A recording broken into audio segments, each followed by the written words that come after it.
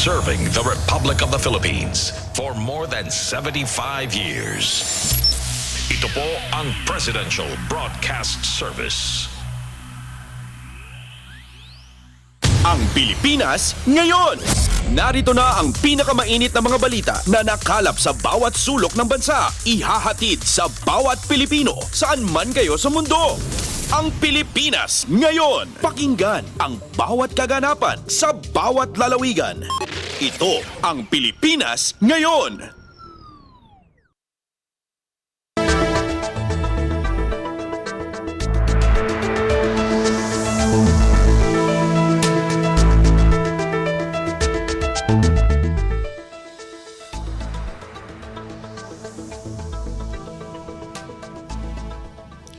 Magandang araw sa ating mga tagapakinig. Welcome po muli sa ating programang Ang Pilipinas Ngayon.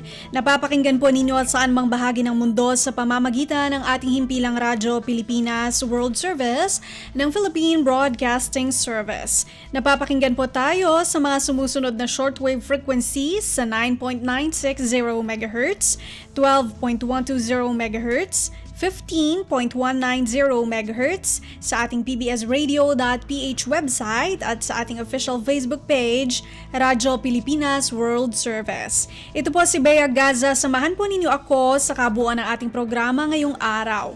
Kapapalooban pa rin po ng mga mahahalagang balita mula dito sa ating bansa kasama na ang mga segmentong showbiz, business, sports at ang mga ulat mula sa iba't ibang rehiyon ng Pilipinas. Antabayanan po at sa inyo na sa ilang sandali ang kabuuan ng ating programang Ang Pilipinas Ngayon. Kumpleto, detalyadong balitaan, di papahuli sa mahahalagang kaganapan. Kamustahin ang inang bayan, ang Pilipinas ngayon!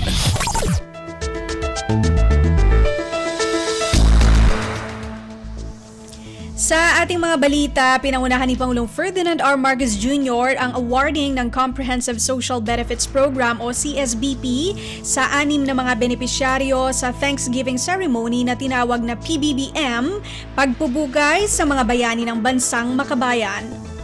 Ipinresenta ng punong ehekutibo kasama ng ikalawang Pangulong Sara Duterte at iba pang opisyal ng gobyerno ang Special Financial Assistance, House and Lot Grants at Health Cards mula sa Philippine Health Insurance Corporation o PhilHealth sa piling mga benepisyaryo ng CSBP.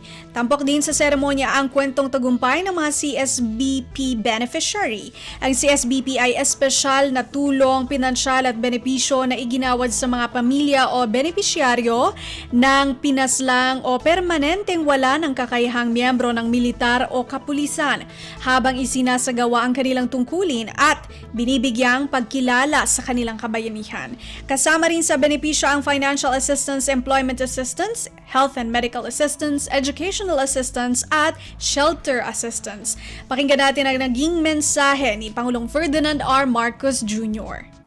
Tayo po ay naririto ngayon upang magbigay pugay at pasasalamat sa mga bayani ng ating bansa, ang mga miyembro ng ating sandatahang lakas, ang ating mga kapulisan at iba pang mga uniform personnel na nasawi o nasugatan habang sila'y naglilingkod sa bayan. Ang okasyong ito ay nagdudulot sa atin ng magkahalong emosyon, panghihinayan, sapagkat ang ibang mahal sa buhay natin ay wala na sa ating tabi upang makipagsaya. At kasiyahan sapagkat ang kanilang mga kabayanihan ang dahilan kung bakit tayo ay nagtitipon-tipon ngayon at nagmamalaki sa kanilang mga ginawa. Alay natin ang araw na ito bilang pagpupugay sa mga bayani ng bansang makabayan. Kailanman, hindi natin masusuklian ang serbisyo na kanilang inilaan upang mapanatiling mapayapa, ligtas at maayos ang ating komunidad. Ang kanilang halimbawa ay patunay sa likas ng galing, tapang at dangal ng mga Pilipino at sa di matatawarang pagmamahal natin sa ating bansa. Maraming salamat sa ating mga bayaning hindi lamang namuhay at nabubuhay para sa kanilang sarili, kundi para sa sambayan ng Pilipino at sa isang sangkatauhan. Bukod sa pagpapahalaga ng kanilang pagpapakasakit kinikilala din natin ang iniiwan nilang malaking kontribusyon sa pagkakakinlan ng kasaysayan ng Pilipinas. Ang kanilang sakripisyo ay hindi natin malilimutan. Ito ay bahagi ng ating kolektibong kamalayan. Sa puntong ito, nais din natin ipagdiwang ang tagumpay ng programang Comprehensive Social Benefits Program o CSBP. Sigurado akong lahat kayo ay nandito ngayon ay natulungan na nito. Ang mga tulong medikal, pinansyal, edukasyon, trabaho, pabahay, at iba pang mga social welfare assistance na kalakip ng CSBP ay nararapat lamang para sa inyo, sa mga pamilyang naulila ng mga magigiting nating kawal sa gitna ng labanan. Taus-pusong pakikiramay po sa mga pamilya ng naiwan nila. Asahan po ninyo na ang pamahalaan ay patuloy na magsisikap upang mabigyan na kaukulang suporta ang ating kapulisan, kasandaluhan at iba pang hanay upang magampanan nila ng maayos ang kanilang mandato.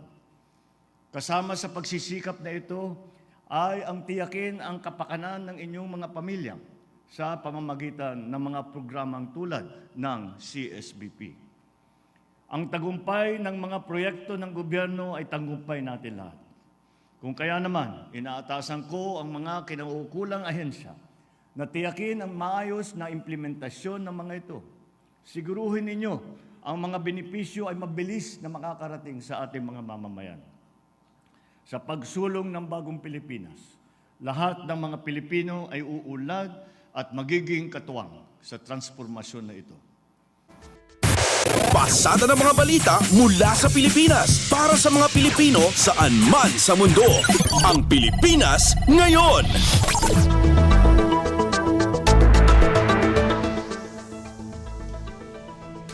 Nakilahok ang Pangulong Ferdinand R. Marcos Jr. sa pagpapasimula ng Department of Social Welfare and Development o DSWD sa Walang Gutom 2027 Food Stamp Program o FSP Caraga Region 13 sa Siargao Island, Surigao del Norte ngayong Biyernes.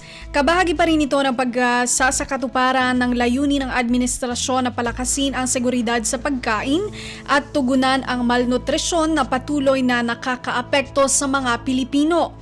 Sa pamamagitan ng FSP, nababawasan ang incidence ng involuntary hunger experience ng low-income households. Nagbibigay ito sa mga kwalipikadong Pinoy ng access sa monetary-based assistance sa pamamagitan ng Electronic Benefit Transfer o EBT card na sasalina ng food credits. Nais ang programang ito na makapagbigay ng food augmentation sa 1 milyong sambahayan na natukoy na nasa food poor criteria sa ilalim ng pakahulugan ng Philippine Statistics Authority o PSA. Sa naturang programa, nakatanggap ang mga benepisyaryo ng FSP ng 3,000 pesos food credits kung saan 50% ng halaga ay nakalaan sa carbohydrates-rich food, 30% ang para sa protein at 20% para sa prutas at gulay. Narito si Pangulong Ferdinand R. Marcos Jr. Sigurado po ako na kayong mga benepisyaryo ay uuwing masaya sapagkat makakatanggap kayo ng isang sako ng 25 kilo ng bigas. Isa ito sa mga hakbang na ginagawa ng ating pamahalaan upang maibsan ang gutom ng mamamayan sa buong bansa. Galing lang po kami doon sa kabila at ang aming binuksan ang programang Walang Gutom para po ay magbibigay po tayo ng magandang, masustansyang pagkain sa ating mga kababayan. Ito po naman ay naiba at ito po ang bigas na ito. Hindi ko alam kung nababalitaan ninyo dahil ako bilang Secretary ng Department of Agriculture ay katungkulan ko na pagandahin ang supply ng pagkain at tiyakin na yung kahit sapat yung supply na yung presyo naman ay nasa tama para hindi nahihirapan ng taong bayan. Ngunit, so yan ang aming ginagawa. Sa isang panig, ang ginagawa natin, pinapaganda natin ang produksyon ng bigas. Hindi lamang bigas, kundi pati mais, pati yung mga gulay, pati high value crop, lahat yan.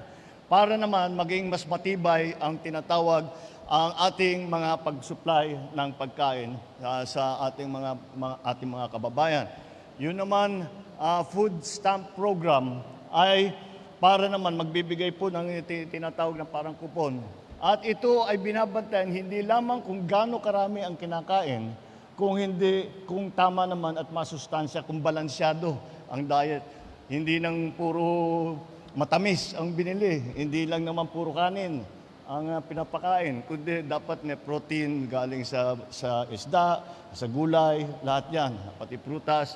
Yan po ang aming bagong programa. Ngayon ito po ay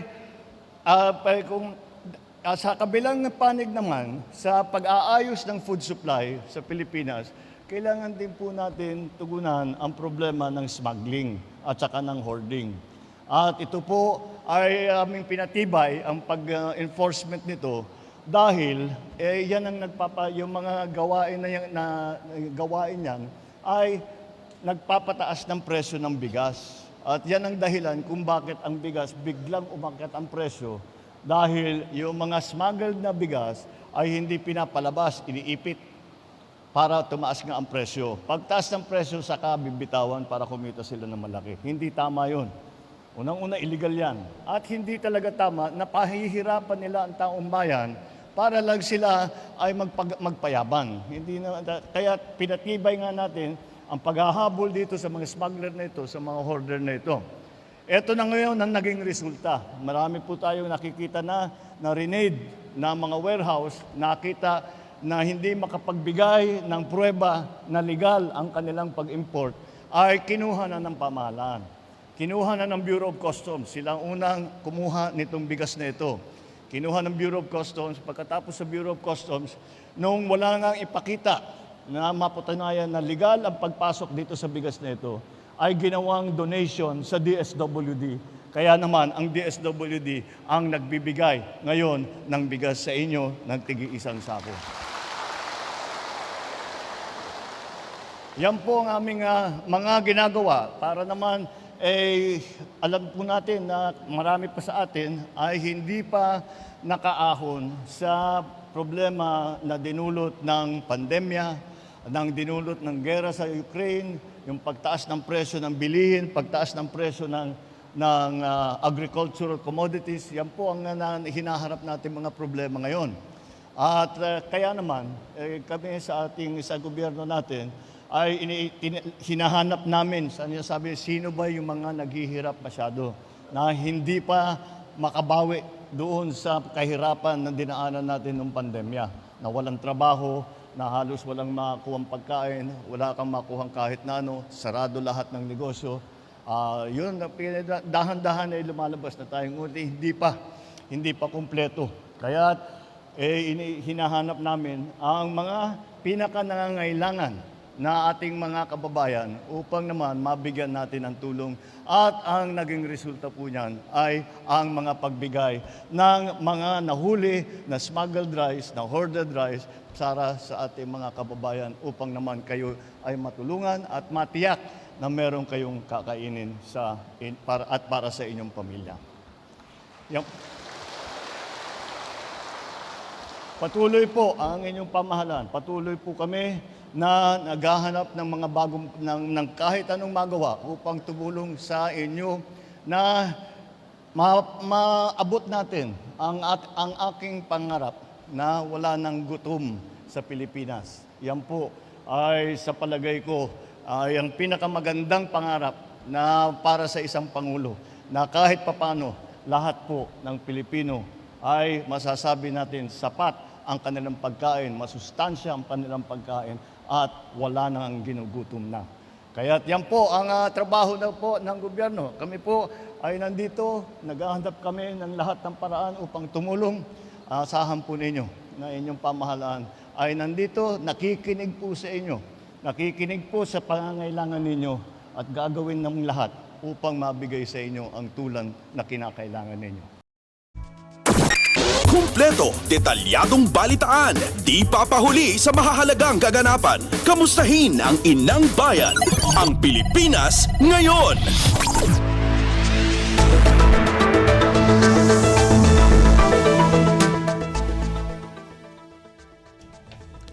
Ipinamahagi ni Pangulong Ferdinand R. Marcos Jr. ang smuggled premium rice na nakumpiska ng Bureau of Customs o BOC sa Siargao Island, Surigao del Norte para sa mga benepisyaryo ng Department of Social Welfare and Development o DSWD Pantawid Pamilyang Pilipino Program o 4Ps ngayong Biyernes.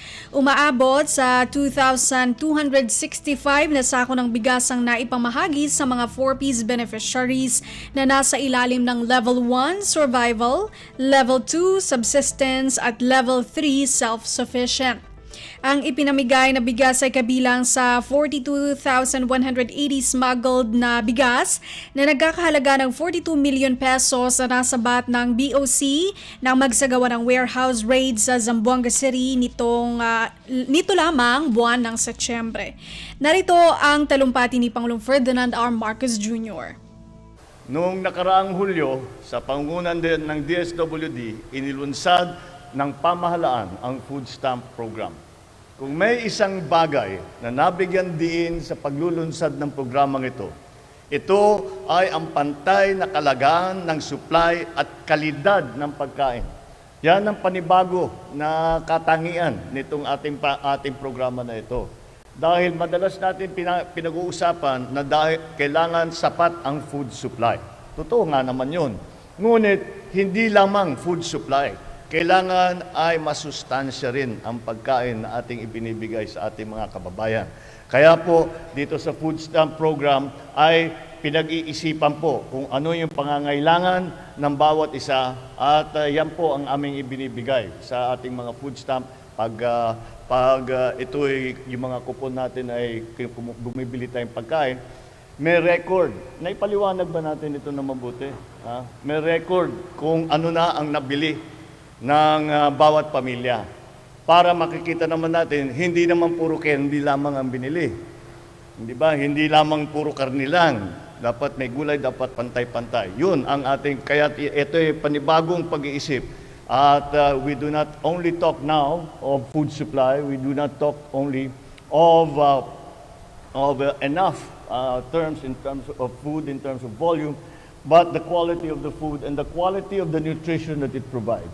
And that is a new aspect to this new program that we are launching today. Dahil hindi po naman tama na pagkain ay sapat. Dapat kumpleto at balansyado rin ang nutrition na nakukuha natin mula rito, lalo na para sa mga kabataan. Isinusulong natin ang food stamp program upang matiyak na hindi lamang busog ang mga benepisyaryo, kundi malusog, masigla at malakas na magagampanan nila pang araw-araw ang kanilang mga gawain. Kaya naman, masaya ako na sinisimulan natin ngayon ang food stamp program dito sa Caraga. Gaya ng nakita natin sa unang batch ng nakatanggap ng Electronic Benefit Transfer o EBT card, ang laking tulong nito sa ating pagsisikap na maibsan ang gutom ng mga mamamayan at tuluyan ng masugpo ang kahirapan sa bansa. Maraming salamat sa lalawigan ng Surigao del Norte na isa ring masugid na taga-suporta ng mga proyekto at hadhikain ng ating administrasyon. At I also want to congratulate mga local government officials sa inyong pagbangon mula sa naging damage, naging kamatayan dahil pagdaan ng Typhoon Odette. At nung galing kami sa airport at papunta kami rito, nakakatuwa naman makita na yung mga giba, yung mga talagang sira ay dahan-dahan bumabalik na. At masasabi ko, build back better ang inyong ginawa. Ibig sabihin, yung bago niya inyong ginawa na pag-rehab, na newly constructed, ay mas maganda dun sa pinapalitan niya. Kaya kahit papano, makikita natin ang katibayan talaga ng loob ng bawat Pilipino, lalong-lalo na dito sa Siargao. Patuloy pong kumikilos ang pamahalaan na pangungunan ng DSWD upang mapangalagaan ang kapakanan at mapabuti ang kalagayan ng lahat. Inaatasan ko ang mga kinaukulang ahensya ng gobyerno na magtulungan tungo sa mas mahusay na pagpapatupad ng food stamp program na ito. Tiyakin natin na walang bahid ng anumang anomalya ang pamamalakad ng ating mga proyekto. To our international our partners, this program is a product of our continuing and meaningful engagement, which is why I thank you once again for supporting the Philippines. While we strive to effectively and efficiently implement this initiative, we will also remain steadfast in creating more programs to alleviate the plight of our people.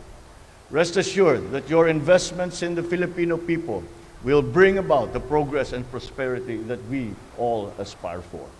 With your support, I am certain that we can empower even more disadvantaged Filipinos to rise up and to make a different course for the future, a future without hunger. Para naman sa ating mga benepisyaryo, naway gamitin ninyo ang inyong mga EBT card sa wasto. Katuwang ninyo ang pamahalaan, hindi lamang sa pagbuo ng inyong mga pangarap, kundi pagsasakatuparan ng mga ito. Tandaan po ninyo, sa itinataguyod natin na bagong Pilipinas, walang gutom. Walang gutom at lahat ng mga Pilipino ay produktibo at may positibong pananaw sa buhay. Pasada ng mga balita mula sa Pilipinas para sa mga Pilipino saan man sa mundo. Ang Pilipinas ngayon.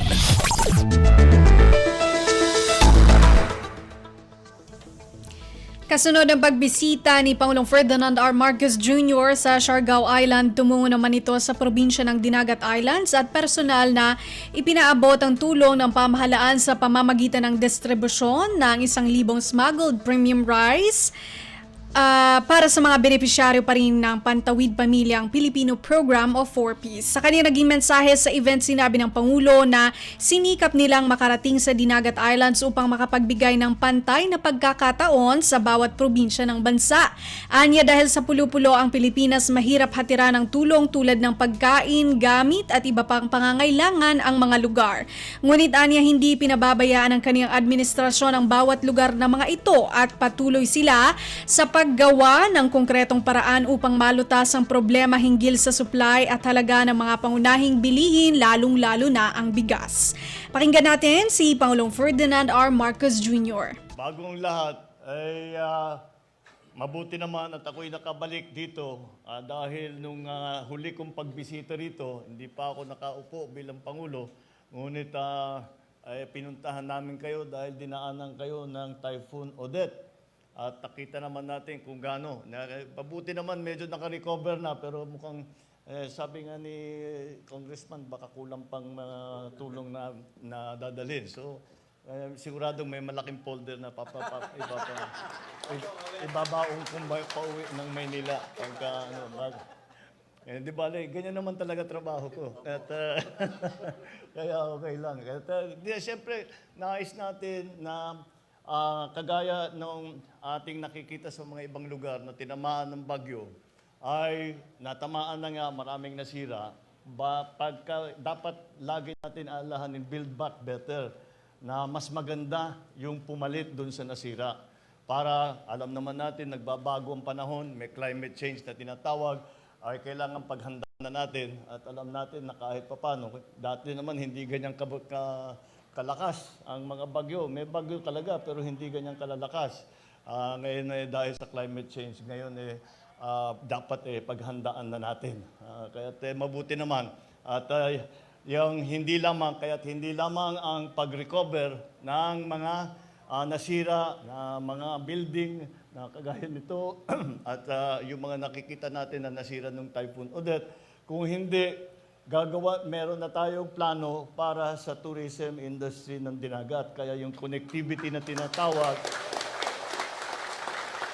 para mas madaling makabisita ang tao dito. At siyempre, kailangan ng mga facilities, kailangan ng infrastruktura yan. Dinagat medyo isolated ng konti. Kaya kailangan natin gawa ng paraan para, nang una, maganda yung sa airport, yun ang pinakamadali. Pangalawa, yung Roro. Lahat ng nalagyan ng Roro, nagamit ng husto yan. Kaya't malaking bagay, mas madali nang pumunta sa Surigao. Hindi na po kayo masyadong nahihirapan. Kaya't yan po ang mga pinaplano natin. Hindi lang makarecover sa dati nung sitwasyon na bago nung Typhoon Odette, kung hindi, pagagandahin pa natin, palalampasin pa natin doon sa nakaraan. Andito po tayo ngayon upang personal na mamahagi ng bigas para sa mga minamahal nating kababayan dito sa Dinagat. Nagsanib puwersa po kami ngayon kasamang DSWD at ang local government ng Dinagat upang ipaabot sa inyo ang tulong ng gobyerno. Kanina nasa Siargao kami at namahagi rin kami ng bigas doon sa ating benepisyaryo doon. Nagsikap po talaga kami na makarating dito upang mabigyan ng pantay na pagkakataon ang bawat probinsya, bawat isla, bawat pamilyang Pilipino sa buong bansa. Sapagkat ang ating bansa ay binubuo ng maraming kapuluan, kabilang ang Dinagat Islands. Madalas ay may kahirapan ang paghatid ng mga pagkain, ng mga gamit, ng mga pangangailangan. Ngunit hindi po tayo nagpapabaya. Makakaasa kayo na patuloy kaming gumagawa ng konkretong paraan upang malutas ang problema hinggil sa supply at halaga ng mga pangunahing bilihin, lalong-lalo na ang bigas. Namumuhunan tayo sa mga truck, bangka, makinarya at iba pang kagamitan sa pagsasaka at pangingisda upang mapabilis ang produksyon at paghatid ng mga ito sa merkado. Patuloy din po tayong nagpapatayo ng mga imbakan ng infrastruktura sa transportasyon upang magkaroon ng mas mabilis at sistematikong daloy ang mga supply at serbisyo sa lahat ng sulok ng bansa, kasama na ang Dinagat Island.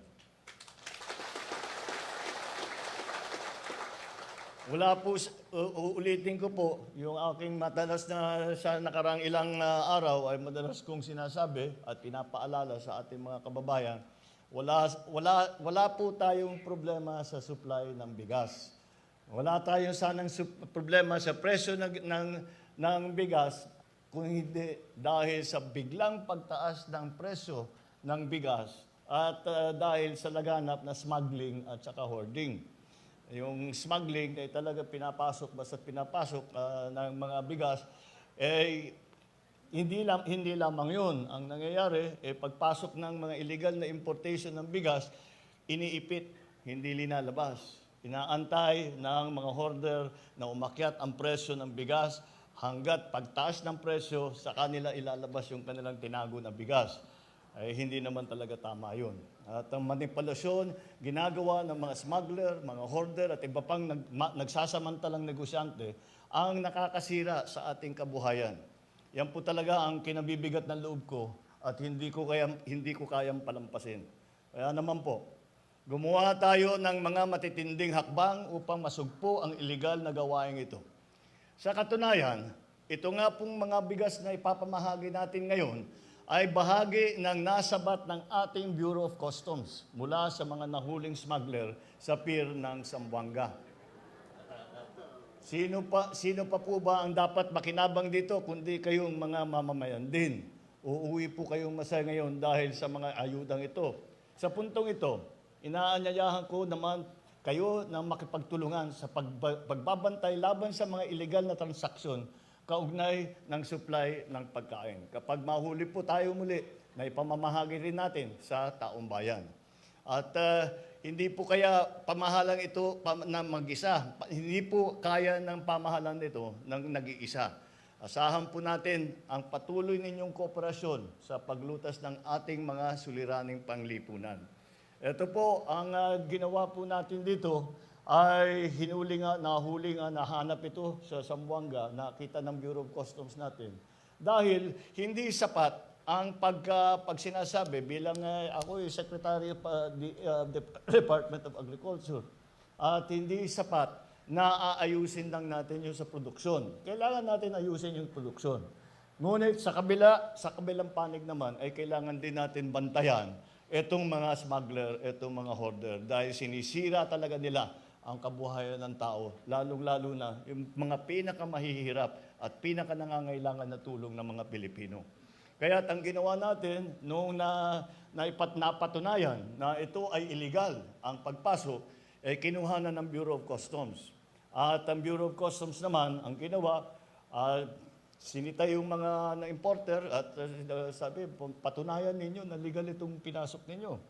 Pagka hindi nila mapatunayan, hindi sila makapagpakita na mga yung papeles na nagpapatunay na legal ito, ay kinukuha na ng Bureau of Customs. At pag kinuha na ng Bureau of Customs, para naman madala natin sa taong bayan, ginagawang donation sa DSWD. Kaya itong tatanggapin po ninyo ngayon, donation ito galing sa DSWD na nahuling bigas ng Bureau of Customs na inutos natin para mabawasan ang presyo ng bigas.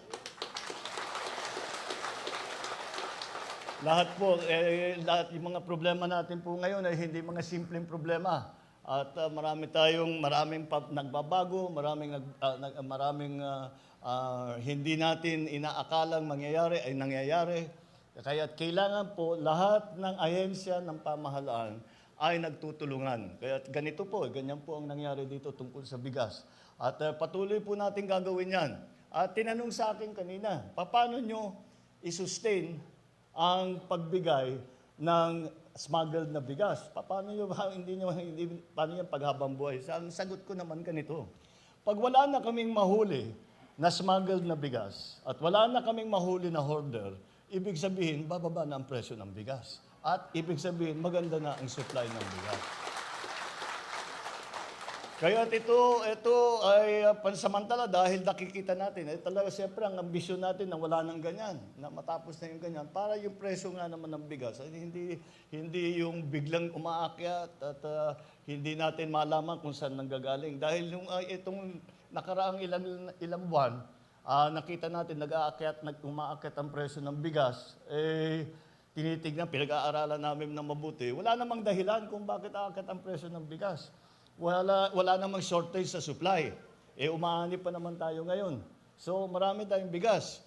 Wala namang panic buying. Wala namang namimili ng inuubos sa tindahan lahat ng bigas. Wala namang ganun. Kaya't walang dahilan kung hindi nga dahil sa mga ginagawa ng mga smuggler at mga hoarder na atin ngayon ay uhulihin. Kaya't kapit kamay po natin tunguhin ang bagong Pilipinas kung saan marangal, malusog at maunlad na mumuhay ang ating mga mamamayan. Kaya ito po ang ating ginagawa, ginagawa po ng inyong pamahalaan. At ginagawa natin ng paraan itong mga tinatawag na programa o scheme na para matulungan ang taong bayan. Ito ay patuloy namin iniisip. Kaya ngayon, ang mga benepisyaryo natin ay kinuha din sa listahan ng 4Ps ng DSWD. At dahil alam ang utos ko sa kanila, ay lista ninyo yung pinaka-nangangailangan at doon natin ibibigay. Ipapasok ba natin sa market ito? Huwag na, sabi ko, ipamigay na natin. At ayaw naman natin pakitaan yan. So, eto ngayon tayo. At patuloy po, asahan po ninyo na ang pamahalaan ninyo ay hindi po, walang tigil po, walang pagod po na iniisip kung paano kayo matulungan, kung ano pa tinitignan, kung saan, kung sino-sino sa ating mga kababayan ang talagang nangangailangan, ano yung tulong ang kanilang kailangan. Nakikinig po kami sa inyo kung ano sa inyong palagay ang aming dapat gawin. Kaya't asahan po ninyo na kami po ay walang pagod na tuloy-tuloy na naghahanap ng paraan na matulungan lahat ng ating kababayan, lahat sa inyo, kahit na may kahirapan ng buhay, ay kahit papano, makadulot naman ng kaunting ginhawa at tulong sa inyong lahat. Kumpleto, detalyadong balitaan, di papahuli sa mahahalagang kaganapan. Kamustahin ang inang bayan, ang Pilipinas ngayon.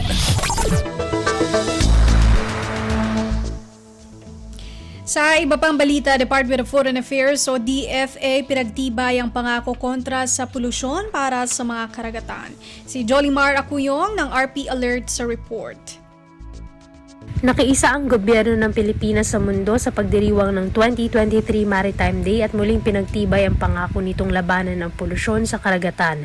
Bilang isang arkipelago, sinabi ni Foreign Affairs Secretary Enrique Manalo na ang Pilipinas ay may responsibilidad na tiyakin ang sigla ng karagatan para sa kasalukuyan at hinaharap na henerasyon. Sinabi rin ni Manalo na sa pamamagitan ng mga prinsipyo sa International Convention for the Prevention of Pollution from Ships o MARPOL ay aktibo silang nakikibahagi sa mga inisyatiba ng pakikipagtulungan upang mabawasan ang emisyon, mapagtibay ang mas malinis na teknolohiya at magpatupad ng mga kasanayan upang mapanatili ang pag-unlad ng ekonomiya at kapaligiran. Ang 2023 Maritime Day ay kasabay ng ika-50 anibersaryo ng MARPOL na isang kasunduan na tumatalakay sa pag-iwas sa polusyon para sa karagatan na mula sa operasyon o aksidente ng mga barko. Mula sa RP3 Alert, ito si Jolie Maracuyong para sa Radyo Pilipinas.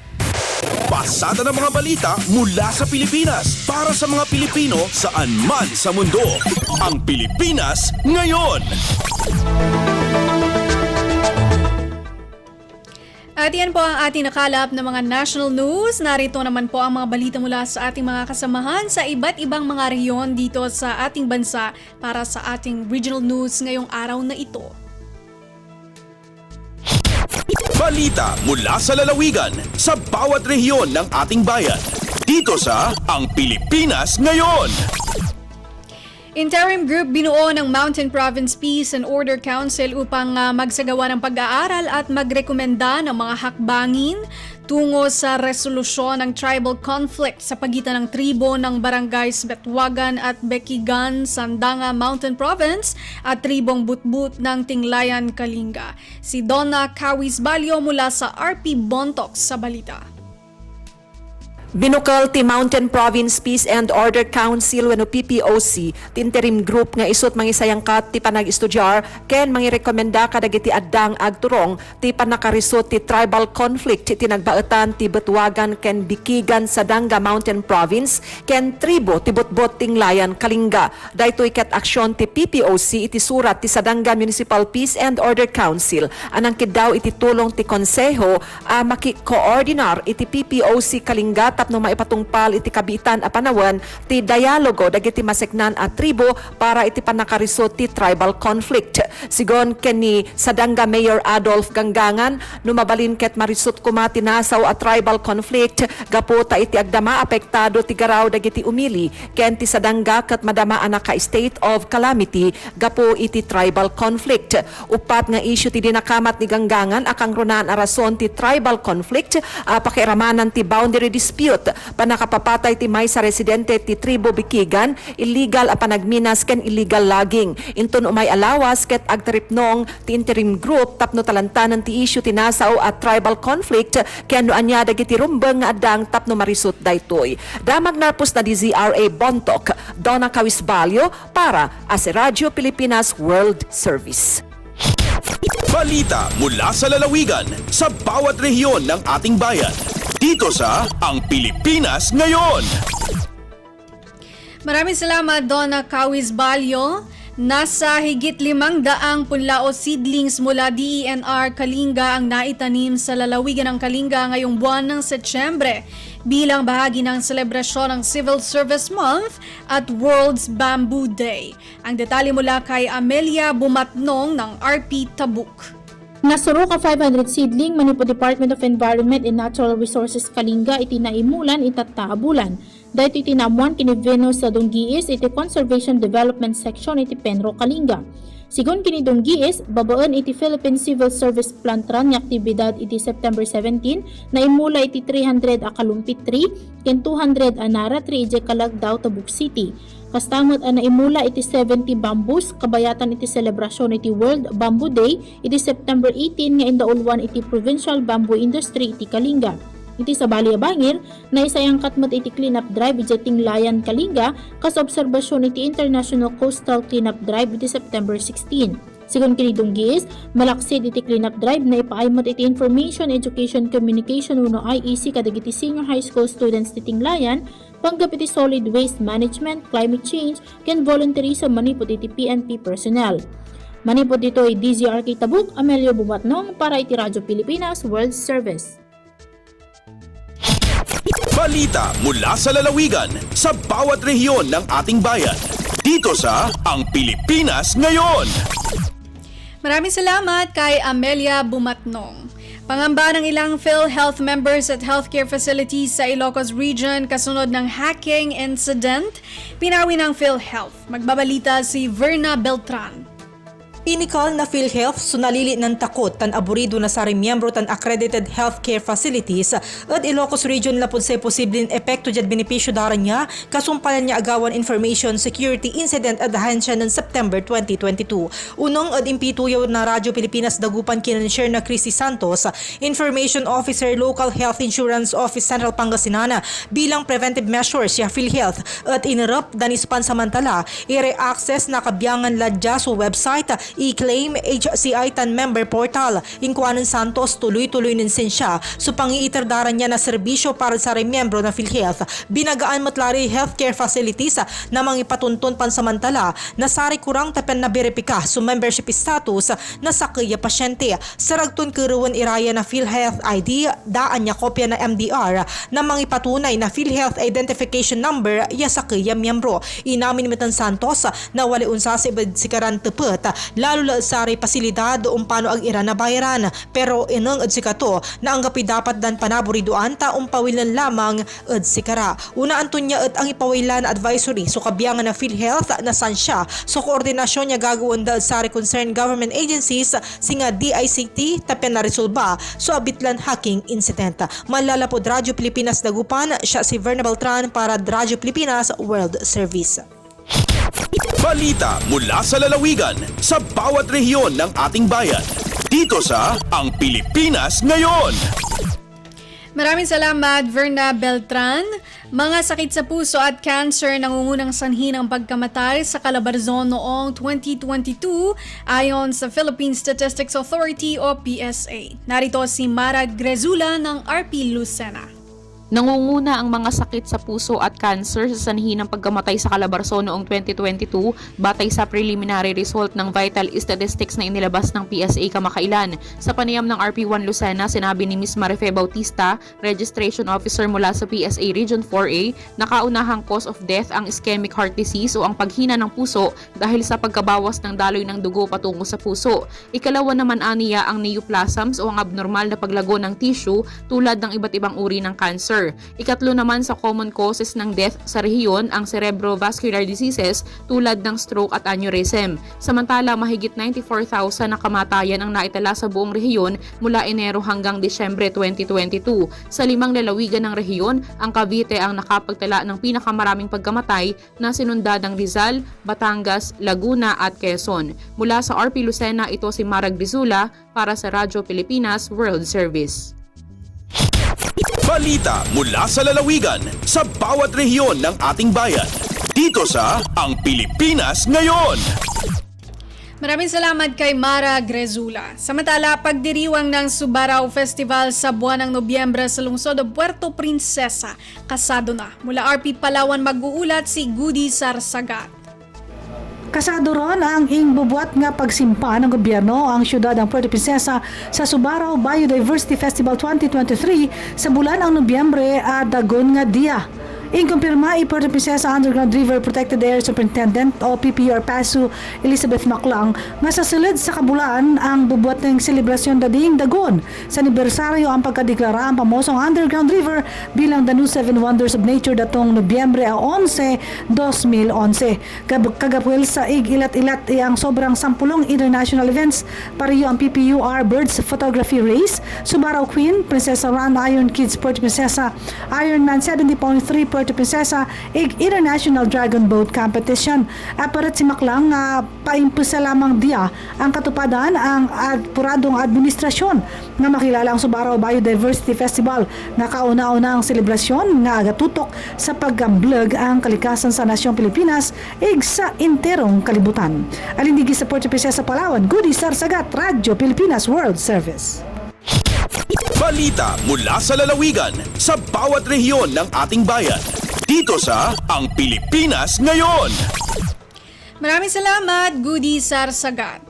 147,507 bags ng certified inbred seeds nakaplanong ipamahagi sa 6 na probinsya ng Rehiyon 8 Eastern Visayas. May report si Charmaine Perito mula RP Calbayog. Kasumpay sa tidaraon nga dry season sa masunod nga tuig 2024, nakatalaan nga implementar ang RCEP Seed Program and Masagana Rice Industry Development Program MRIDP para mamobilize tanan nga gobyerno probinsyal o gobyerno lokal. Ini nga paitad isa pagpanguna sa Department of Agriculture Phil Rice Bicol sa pagigborobligay sa Department of Agriculture Regional Field Office 8. Maabot 147,507 bags sa certified inbred seeds ang libre nga igdidistribuer sa por lo menos 62,000 rice farmers sa unom nga probinsya sa Rehiyon 8 Eastern Visayas, Northern Samar, Eastern Samar, Samar, Biliran, Leyte ug Southern Leyte.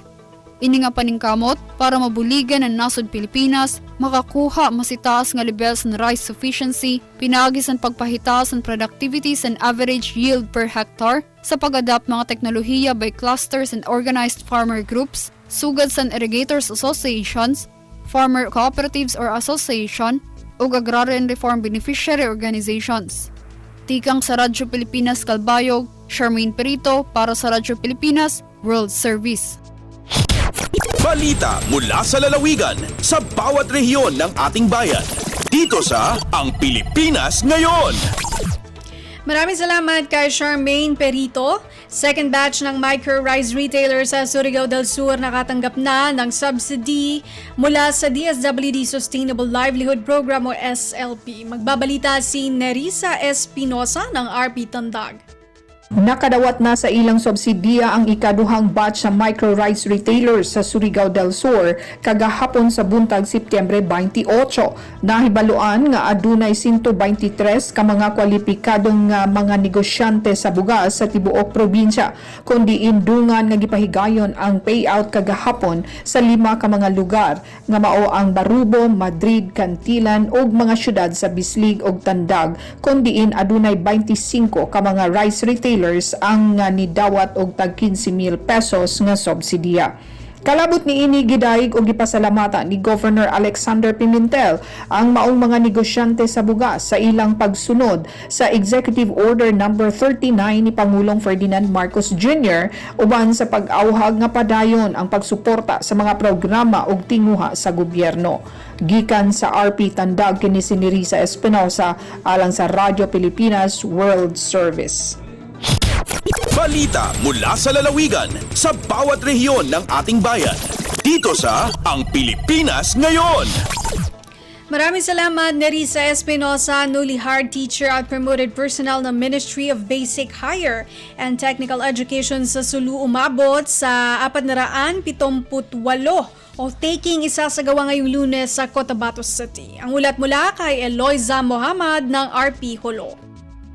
Upat nga to siyamba gumastal inakasud iban gyud sumapa daw isnin dumatong ini dito ha Mall of Alnor Robinsons Hall ha Cotabato City. Mapuas kaya pa ko kanun yaon si Ministry of Basic Higher and Technical Education ato MBHT Habarm indistahan si mga newly hired iban promoted teachers sa Schools Division Office Sulu. Haytungan tong katos kapatad tagisa in elementary kanuman tagaloy sabi na secondary. Habay teji kiram i-release Schools Division Superintendent sa MBHT Sulu. Liabay nila kahapon na orientation ng kamastalan niya supaya matakamay kalayan dahon katarangan iban kapag hatihan ng pagtulak pa Cotabato. What i-release mapuasin signing iban pagsapa magtuiray kadihil in deployment orders sa mga nagpakasud aso pa iya magtuy sila makakuha pa mga school kabutangan nila sa masipan na isim hapag pangajihelo pasug in kulang kabus mastal awla na kakimbahan. Liuray nga mabago teacher 1 nawut isa pa kanuman tagpito in na promote a principal 1 iban 2 in principal 2 ha MBHT Sulu amon Cebu lumabay ha of taking a picture ini sin October.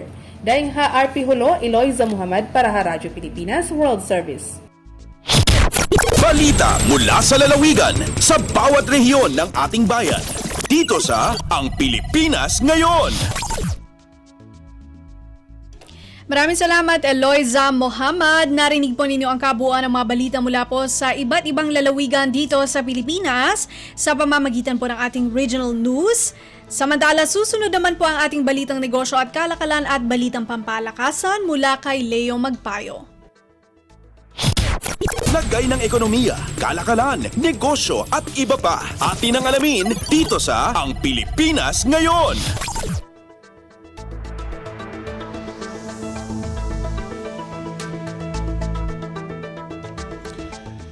Magandang araw. Narito na po ang sports o ang balitang business. Sinabi ng Department of Energy o DOE na dapat maging handa pagkatapos ng pag-rollback ng presyo ng mga produktong petrolyo dahil posibleng tumaas muli ito bunsod ng malamig na panahon. Ayon kay Energy Secretary Rafael Lotilla, palapit na tayo sa malamig na panahon na kaakibat nito ang pagtaas ng presyo ng krudo pero sana mayroong mga external factors kamukha ng gera sa pagitan ng Ukraine at Russia ay humupa na. Ang sunod-sunod na pagtaas ng presyo ng krudo ay naputol nitong Martes kung saan inanunsyo ng mga kumpanya ng langis na magkakaroon ng konting pagbawas sa presyo nito ngayong linggo.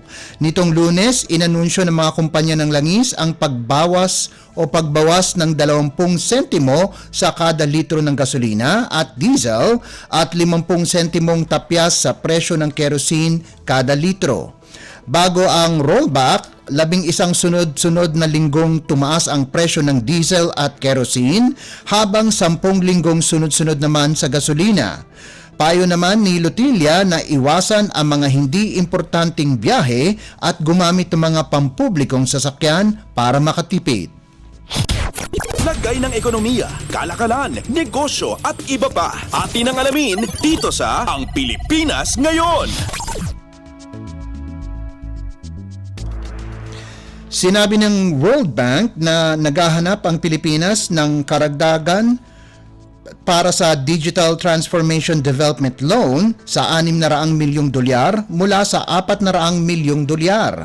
Pakay ng loan ay suportahan ng mga reforma ng gobyerno para magkaroon ng mas malaking digital technology adoption sa pamamagitan ng pagpapabuti ng digital transformation ng gobyerno at mga polisiya ng digital infrastructure, pati na rin ang mga pagpapalawak ng financial inclusion sa pamamagitan ng digital finance at pagpapalakas ng negosyo sa digital services. Nitong Marso, sinabi ng World Bank na unang naghahanap ng $400 milyong ang Pilipinas para sa digitalization program. Popondahan ng loan ang mga programa na magpapaganda ng digital government service delivery at pro-competition infrastructure policy. Mapalawak ang financial inclusion sa pamamagitan ng digital finance at mapalakas ang paglago ng negosyo sa digital services. Noong Marso taong 2022, ang World Bank ay ang ikatlong international funding institution na pinagmumulan ng Official Development Assistance o ODA kung saan umabot ito ng 23.38% ng kabuoang utang ng Pilipinas. Lagay ng ekonomiya, kalakalan, negosyo at iba pa. Atin ang alamin dito sa Ang Pilipinas Ngayon.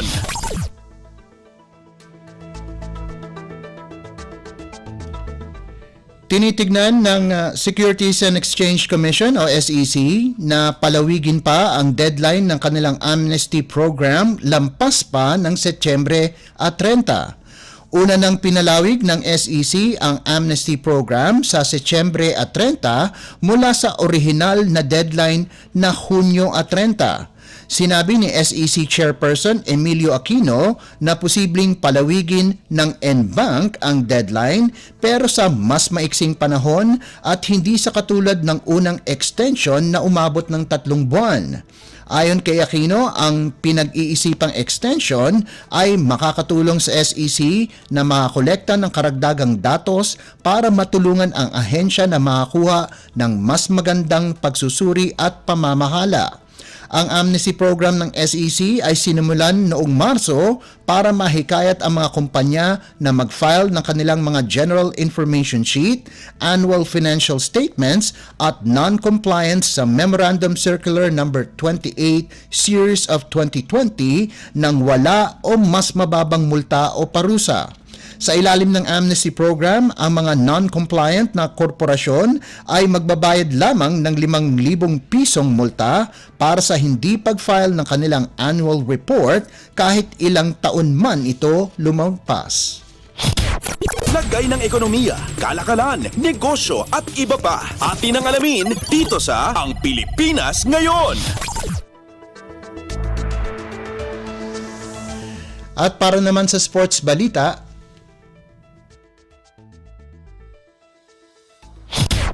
updates at pinakahuling mga usapin sa mundo ng palakasan. Atin ang pakinggan dito sa Ang Pilipinas Ngayon. bumawi sa hindi magandang umpisa at nakasurvive sa paghahabol ng Thailand sa fourth quarter para kunin ang 88-72 panalo sa kanilang ikalawang laro sa 19th Asian Games nitong Huwebes na ginanap sa Hangzhou, China.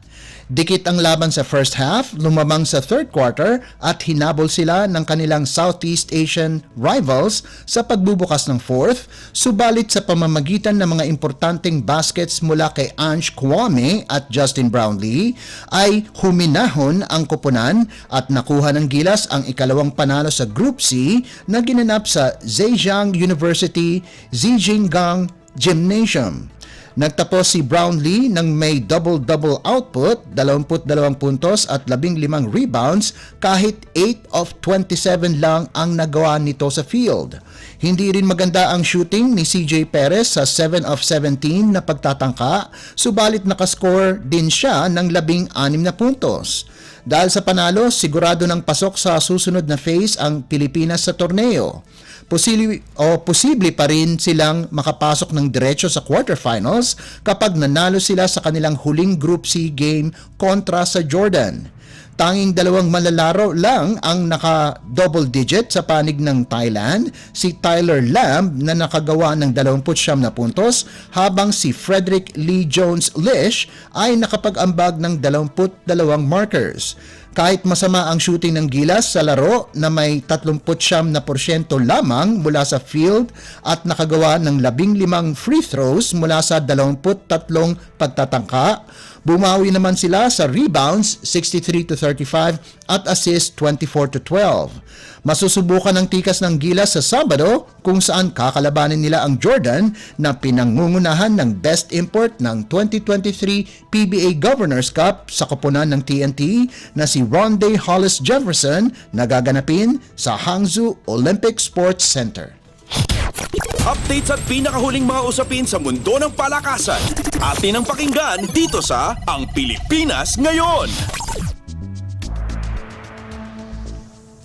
Naging makasaysayan ang pagsabak ni Philippine teen tennis sensation Alex Ayala at kahit bigo siya na makapasok ng finals ay siya ang kauna-unahang Pilipina sa loob ng 57 taon ang nakakuha ng medalya sa Asian Games. Ang fourth seeded na si Ayala ay natalo kay 2023 US Open quarterfinalist at Chinese number 1 seed Qin Wenzheng 1-6, 7-6 at 3-6 sa semifinals ng women's singles tennis competition na ginanap sa Hangzhou, China. Ito rin ang unang medalya sa Asian Games pagkalipas ng halos 17 taon kung saan huling nakakuha ng bronze medal si Cecile Mamiit sa men's singles at doubles kasama si Eric Taino noong 2006 edition ng kompetisyon na ginanap sa Doha, Qatar. Ngunit hindi lamang ito ang medalya ni Ayala dahil sigurado na rin siya sa bronze medal sa mixed doubles competition kung saan kasama niya si Francis K.C. Alcantara. Pumasok sa quarterfinal si Ayala at Alcantara pagkatapos nilang talunin ang Thailand 6-4 at 6-4 at sila'y nakatutok na kunin ang kauna-unahang gintong medalya ng Pilipinas sa Asian Games. Ang balitang yan ay mula sa RP2 Sports 918 kHz. Updates at pinakahuling mga usapin sa mundo ng palakasan. Atin ang pakinggan dito sa Ang Pilipinas Ngayon.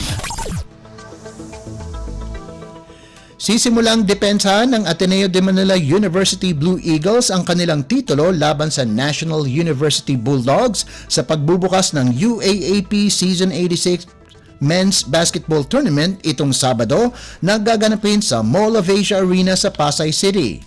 Kahit wala na ang kanilang mga key players na sina Ange Kwame, Dave Ildefonso, Fourth Sky Padrigao at BJ Andrade, paborito pa ring manalo ang Blue Eagles na pangungunahan ni Kai Balungay at Mason Amos sa ilalim ni Coach Tab Baldwin. Bago ang laban ng Blue Eagles at Bulldogs, una munang masisilayan ang laban ng host team, University of the Philippines o University of the East Red Warriors kontra sa University of Santo Tomas Growling Tigers na binalik ang dating coach na si Pido Harencio. Samantala, ang runner-up ng nakalipas na taon na University of the Philippines Fighting Maroons ay makikipagsagupaan sa Adamson University Soaring Falcons sa linggo. Nakikitang nasa kontensyon din ang Fighting Maroons ngayong season dahil sa pambihirang lineup sa katauhan ni Seven Gagate, Luis Pablo, Francis Lopez, Phil Am, Sean Alter at mga transferees na sina Raylan Torres at Janjan Felikilda. Ang reigning most valuable player na si Malik Diouf, JD Kagulangan, Harold Alarcon at CJ Cancino ay muling nagbabalik para sa UP na inaasinta ang kanilang ikalawang kampyonato sa loob ng 3 season. Bago ang laban ng UP at Adamson, magtutos muna ang De La Salle University Green Archers laban sa Far Eastern University Tamaraws. Sabik ang Green Archers na makabalik sa Final Four kung saan hindi sila nakapasok nitong nakaraang edisyon ng UAAP. Pinangungunahan ni Topex Robinson ang La Salle, kasama na ang Season 85 Rookie of the Year Kevin Kiambao, Mike Phillips, Evan Nel at Mark Nonoy. Updates at pinakahuling mga usapin sa mundo ng palakasan. Atin ang pakinggan dito sa Ang Pilipinas Ngayon. At yan ang pinakahuling balita sa larangan ng palakasan. Para sa Radyo Pilipinas World Service, ito po si Leo Magpayo. Magandang araw. Updates at pinakahuling mga usapin sa mundo ng palakasan. Atin ang pakinggan dito sa Ang Pilipinas Ngayon.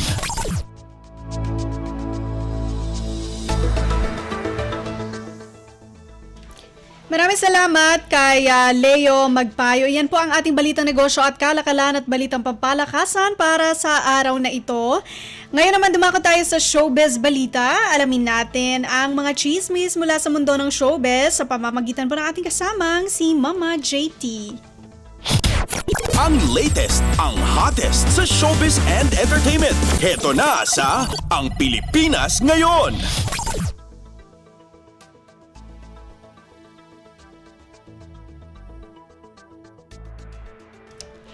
Hello! Magandang araw sa ating mga chismoso at chismosa na nag-aabang ng ating balitang artista. Nandito na ulit si Mama JT para maghatid ng mga trending na balita sa mundo ng showbiz. O ito na, ang ratsyada ng mga chika.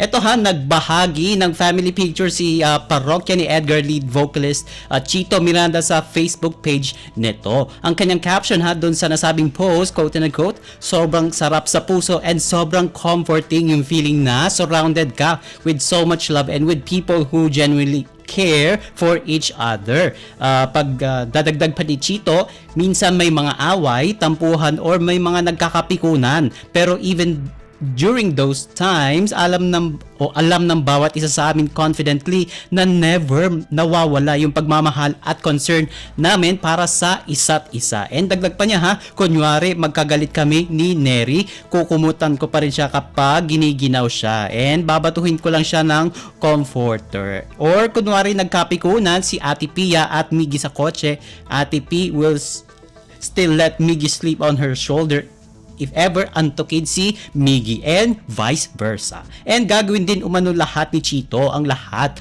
para maprotektahan at maalagaan niya hanggang sa pagtanda ang kanyang pamilya. Kaya sinisikap raw niya na maging malusog. And sa niya yung mga mabababaw at panandaliang kaligayahan ng dulot ng anything unhealthy can never compare with the happiness na nakukuha ko from me being there for them because me being there for them makes them happy and I will never take that away from them kasi mahal nila ako. And paglalahad pa ni Chito, I am their dad and they need me. And if being their dad makes them happy and if it means me being able to protect and take care of them and if fun making And if making fun of me makes them laugh, then I will try my best to always be there for them, and I will always try my best to be as healthy as I could and live as long as possible para makasama nila ako hanggang kailangan nila ako. And sa huli, sinabi ni Chito ang dahilan kung bakit bigla siyang napasenti sa kanyang Facebook page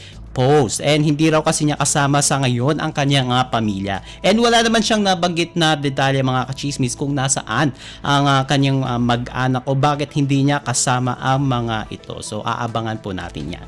Samantala, nagpahayag ng suporta si Julia Montes sa kanyang Mara Clara co-star na si Catherine Bernardo para sa kanyang premiere ng pelikulang A Very Good Girl nitong Setyembre 26. Sa caption ni Julia sa kanyang post, "So proud of you," pagtagyan kay Catherine Bernardo, and you're bad in this film. O di ba parang pinupurihan pa niya si Catherine Bernardo sa pagganap sa nasabing pelikula, and the range of emotions and passion na binigay mo sa movie, sobrang grabe. And dagdag pa niya must watch yung tinutukoy dyan yung A Very Good Girl na pelikula na pinagbibidahan ni Catherine Bernardo. And to the whole team and Miss Dolly, congratulations. And tila natuwa ang mga fan ng Julcat, yun yung Julia Montes and Catherine Bernardo Julia and Cat fandom sa naging post ni Julia para sa kaibigan. Ayon sa mga nakita nating comments, mga kachismis, iisa o tila baga pare-parehas lang ang mga magagandang sinabi nila sa Mara Clara Stars. And bukod kay Catherine, may pelikula rin si Julia Montes, and nakatakdang ipalabas ang 5 Breakups and a Romance sa October 18. And makakasama dito ni Julia ang Asia's multi-media star na si Alden Richards na nakatambal na rin ni Catherine sa pelikulang Hello, Love, Goodbye. And OMG, wala na tayong oras para sa ating balitang artista. Maraming salamat mga kachismis sa pakikinig sa aking mga chika for today. Ako po si Mama JT para sa Radyo Pilipinas World Service. Ang latest, ang hottest sa showbiz and entertainment. Heto na sa Ang Pilipinas Ngayon.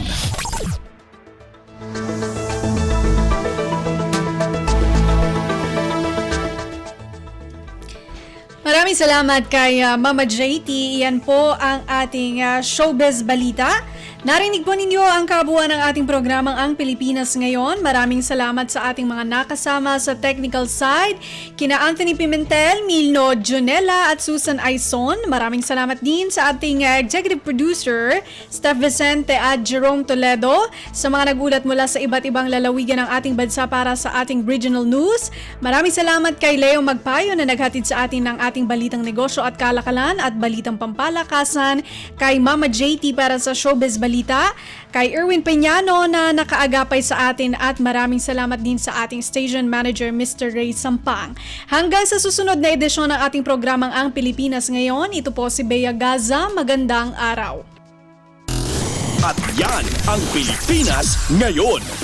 Muling samahan si Ben Blones sa parehong oras at alamin ang pinakahuling mga kaganapan at balita saan man kayo naroon.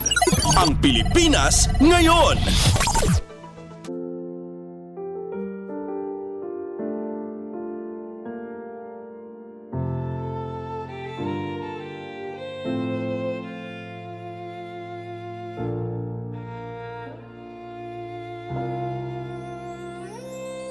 Ang tanging may pamamaan ako'y edukasyong Pilipino, tinuturong galing at talino para maabot ang pangarap mo. Ang tanging handog ko sa'yo'y edukasyong Pilipino, diskarteng mula sa puso, mamamangha ang mundo. Matatag na mga guro, matatag sa mga pagsubok, matatag na mga mag-aaral, matatag na talino'y umiiral. Hinaharap ang hirap, walang takot sumugod, humahanap ng solusyon, ipaglaban ang edukasyon. Kabataang Pilipino, Muslim,